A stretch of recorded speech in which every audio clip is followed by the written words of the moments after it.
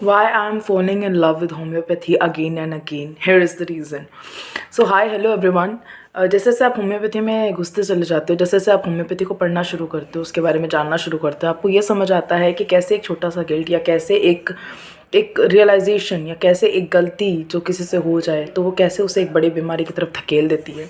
तो आज मैं उस टॉपिक पे बात करने जा रही हूँ जिस टॉपिक पे बात करना शायद लोगों को या तो सही नहीं लगता है या हिचकिचाते हैं। और जनरली सी बात है, वीडियो बहुत लंबा होने वाला है क्योंकि जो क्लिप मैं आप लोगों से शेयर करने वाली हूँ वो ऑलरेडी अपने आप में बहुत ज़रूरी क्लिप है और बहुत ज़्यादा लंबी हो जाएगी। तो मैं अपने वर्ड्स को कम रखती हूँ, बस एक गनोरिया के वर्ड को बता देती हूँ ताकि जब क्लिप में आए तो आप लोगों को दिक्कत ना हो उसे समझने में। Gonorrhoea is a bacterial infection जो सेक्शुअली ट्रांसमिट होता है। और उसके बाद की जो वीडियो है वो आपको समझ आ जाएगी, बहुत ईजी लैंग्वेज में, बहुत सटीक तरीके से सर ने समझाया हुआ है। आई जस्ट वॉन्ट कि आप वो सुने, ध्यान से सुने, क्योंकि आज के यूथ के लिए बहुत इंपॉर्टेंट मैसेज है। तो चलिए शुरू करते हैं, ठीक है। इंसान छुपकर जब भी कोई गुनाह करता है तो उसे लगता है उसे किसी ने नहीं देखा, पर वो अपने गुनाह का खुद साक्षीदार होता है, खुद गवाह होता है। और कोई जाने न जाने कि उसने गुनाह किया है या नहीं किया है, पर वो खुद जानता है। आज की जो हमारी दवा है इसी फीलिंग से रिलेटेड है, और आज की दवा है एग्नस कैस्टस, जिसे कॉमन भाषा में माउस पेपर भी कहते हैं। दोस्तों, मेरे बहुत सारे दोस्तों ने कहा था इम्पोर्टेंसी पे किसी दवा का डिस्क्रिप्शन देने के लिए। आज मैं पहली ऐसी दवा है जो मोस्टली इम्पोर्टेंसी पे जिसका होम्योपैथी में इस्तेमाल किया जाता है। जिस गुनाह के बारे में मैं बात कर रहा था वो गुनाह ये है कि शादी के पहले, बिफोर मैरिज, बहुत सारे ऐसे युवा वर्ग, लड़के हैं या लड़कियां हैं, जो सीक्रेट वाइज में इंडल्ज हो जाते हैं, यानी सेक्सुअल एक्टिविटीज में, और एक या दूसरे तरीके, वन और द अदर वे, वो कहीं ना कहीं गनोरिया के शिकार हो जाते हैं। फिर वो उस गनोरिया को दबा देते हैं स्ट्रॉन्ग एलोपैथिक मेडिसिन से, या कोई भी स्ट्रॉन्ग दवाइयों से उसे दबा दिया जाता है, विच आर नॉट होम्योपैथिक। चाहे वो मेल हो या फीमेल हो, इसने मैरिज से पहले सेक्सुअल एक्टिविटी को एंजॉय किया है, सो जो थ्रिल होता है वो थ्रिल खत्म है यहाँ पे। आफ्टर मैरिज जो थ्रिल होता है वो नहीं रहता है एग्नस कैस्टस में, because already he has done everything. So जो एक चार्म्स, थ्रिल्स, ये मिसिंग होता है उसमें। और प्लस सप्रेस्ड गोनोरिया, जिसकी वजह से इसमें सिर्फ मेल पार्टनर ही नहीं भुगतता। अगर वो पेशेंट फीमेल है और उसने ऐसी एक्टिविटी की है तो तकलीफ उसे भी होगी, मेल को भी होगी। अब एक एक करके देखते हैं। मेल में क्या होगा? मेल के सारे डिजायर खत्म हो जाते हैं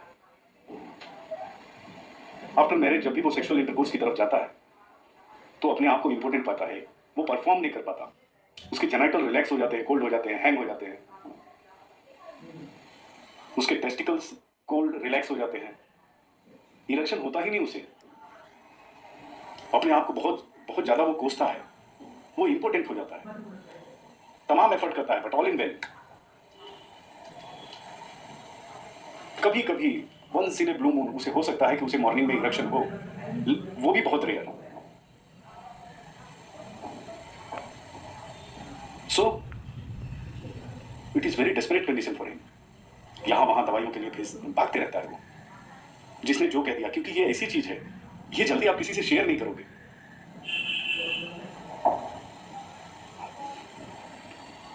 उसी तरह से फीमेल में भी, फीमेल में क्या होता है, सारे चार्म्स खत्म हो जाते हैं, because she already experience all this things. So इसके जेनाइटल्स रिलैक्स हो जाते हैं, या समटाइम्स ऐसा भी हो जाता है कि जेनाइटल ऑर्गन्स प्रोलैप्स हो जाते हैं, इंजॉयमेंट बिल्कुल नहीं रहता। देयर में भी हो सकता है कि श्वेत पदार्थ या ल्यूकेरिया के डिस्चार्ज हो, जो व्हाइट ऑफ एन एग, यानी अंडे का जो सफेद अंश होता है वैसा ल्यूकोरिया होता है इसमें। और आदमियों में ग्लीट होता है, येलोइश डिस्चार्ज। कुछ फीमेल्स जो इस तरह के कंप्लेंट्स के शिकार हैं, अगर वो मां बन भी गई तो उनको दूध नहीं निकलता, तो उस समय अगर ये एग्नस कैस्टस दवाइयां देंगे तो मिल्क फिर से जनरेट हो जाता है, या फिर मिल्क चालू है, दूध बन रहा है बहुत कम और वो भी बंद हो गया, अगर एग्नस कैस्टस के लक्षण मिल रहे हैं तो वो चालू हो जाते हैं। बहुत ज़्यादा मेंस्ट्रुअल डिस्चार्ज है तो उसे भी एग्नस कैस्टस से कंट्रोल किया जा सकता है। या कभी कभी ऐसा होता है कि सप्रेस्ड गोनोरिया डिस्चार्ज की वजह से या सप्रेस्ड गोनोरिया की वजह से मेंसेस सप्रेस हो जाते हैं, स्टेरिलिटी आ जाती है, बच्चे नहीं होते, ऐसी सूरत में भी एग्नस कैस्टस का इस्तेमाल होता है।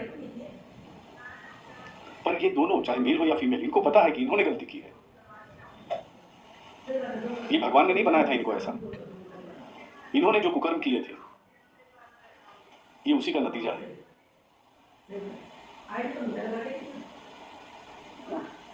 अब जब ऐसा होने लगता है पेशेंट के साथ तो उसकी मानसिक स्थिति बहुत खराब हो जाती है दोस्तों। यू कैन इमेजिन एक लड़का है जो जस्ट मैरिड हुआ और अपने आप को इम्पोर्टेंट पा रहा है, उसके दिमाग पे क्या बीतेगा।